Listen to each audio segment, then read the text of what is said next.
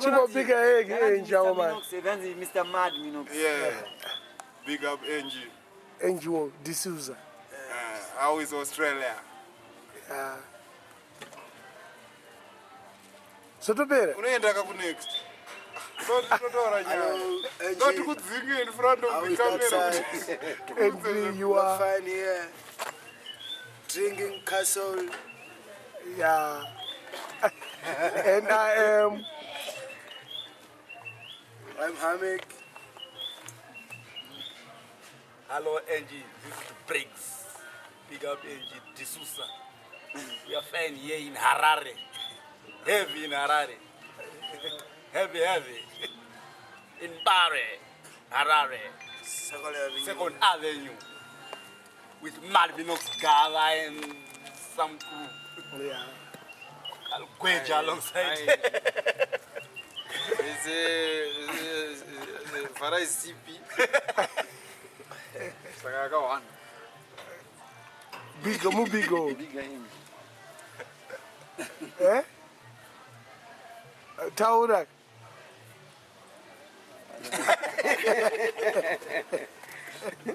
I know. Choza. Big up to Angie, out of Australia. I'm Mad Choza. Johnson. What a one Angie. Eh. Mr. Shop to the fullest. Yeah. Yes, Respect. Okay. Respect. Big up. Hi Angie. I'm Osama Bin Laden in Bali. Big up. Yeah. Hi Angie, I'm Pagason. Others, how are you? Big up to you. Nice to meet you.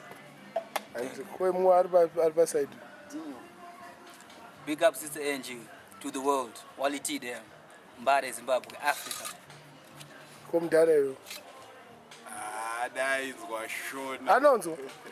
That is what shown. I was not Angie, ngamu yatandare nesu Angie, mbuya kwa Africa timotandara. Kana ngotumira mare madrinks. Kana ngotumira mare madrinks. Timotorwa mavideo tichirwa madrinks. Handizi.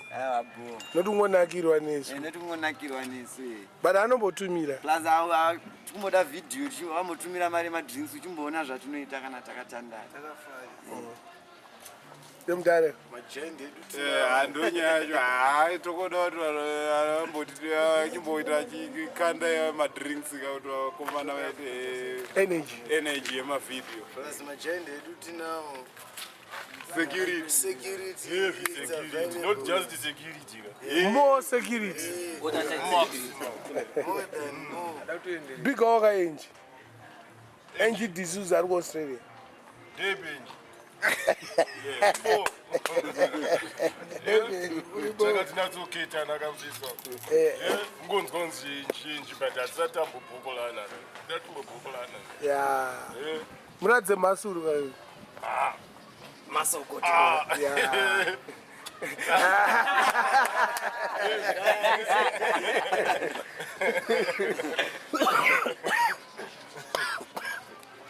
izvi ngambo yatimotandara kuAfrica.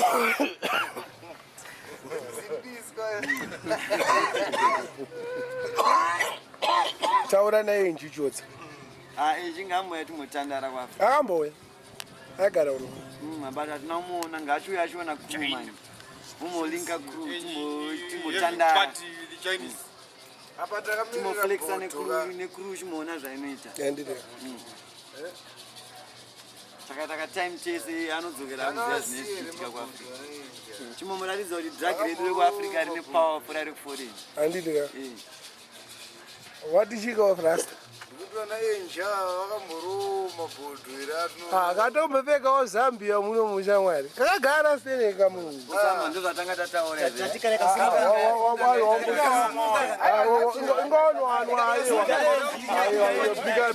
Angie. Bigger Angie. Ngapera tinotarisana. Asumudza mai manja. Wanzitaura na Angie wakatora kapo kapikichwa chakara na Angie kapa. ndangotora skati wataura kana 5 mawedzi kuna enji wataura pamwe skati yatouya mo pamwe vatora 6 kana great mamwe 6 Nine, nine. Alright munhu munadira ndipakazoni mafunga ndinomirira kana kuudza enji nyaya zvanyaya dzeskati enji anopenga rumakawawa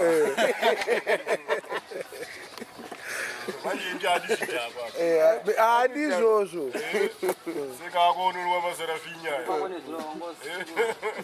mazuva enguruza mazita rako ukwire ndege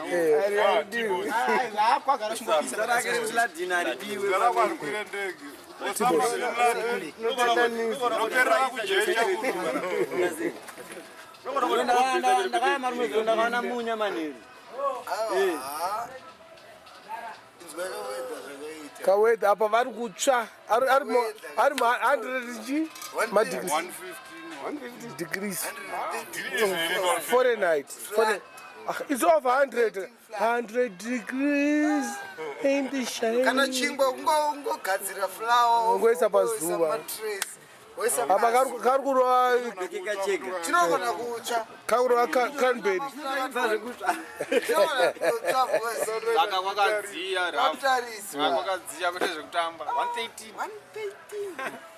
113 bharuka kakwichi apa murungu ka apa tichirwadziwa nema45 45 unenge uchitoti wanzwa ne45 ayo yakaipa inooneka 45 about 45 degrees Celsius. Fahrenheit, it's about 45 degrees. Celsius. because 100 degrees boiling point anyunguduka na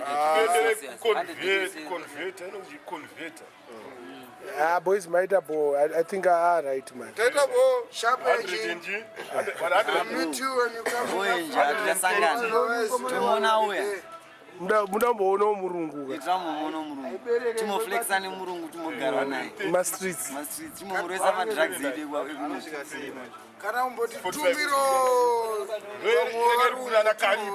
minokusasiko inokusasiko triteka tinobata bho triteka wongouya uzoona vanhu kuona kuti tinoitawo sei handiitika sharp chinoisa kastatement kechirungu manje enji yeah. Love you to the maximum. Waiting to see you here in Africa. we are expecting to see you here in Africa Very soon. and do some mingle and mixing together. Right. Take you places, show you some places, and you go back and tell them how we are living here in Zimbabwe. In Bari. Bari National, 2nd Avenue. Ka See you statement when you kaka. come. Angie, we are expecting to see you anytime before we die. Yeah.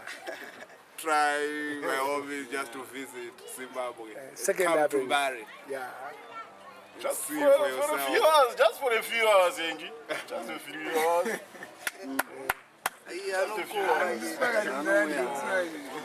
Ka statement ka. Enji Kechirungu. Enji, I hope you link up in Africa. Chete. Chete mabla. Kwa ka statement. I want you to chew a bubblegum one day. African bubble gum. You wanted to chew a matowe. Yeah. Ka statement ka John. ku Africa kuri bora Ayo kichirungu ka.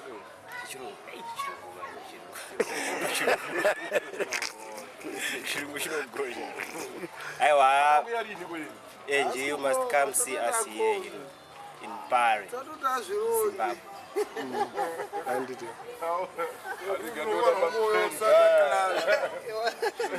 Ngakome. We're expecting you one day. From Australia. From the kangaroos. Yeah. And Tom Champion Ngidatka. Bring a kangaroo for us. Never seen one. Bring one kangaroo. Bring one kangaroo. One baby kangaroo. Yes, one baby kangaroo. All see them on TV. Angie, as you can see, we're all blacks here. We want some white to dilute the atmosphere. Yeah. So, don't let us down, eh? You can even just send even your friends Yeah. To dilute the situation. just to dilute the situation. Yeah. Thank you, So much, thank you. Sharp Angie. Thanks guys. So much. Thank you.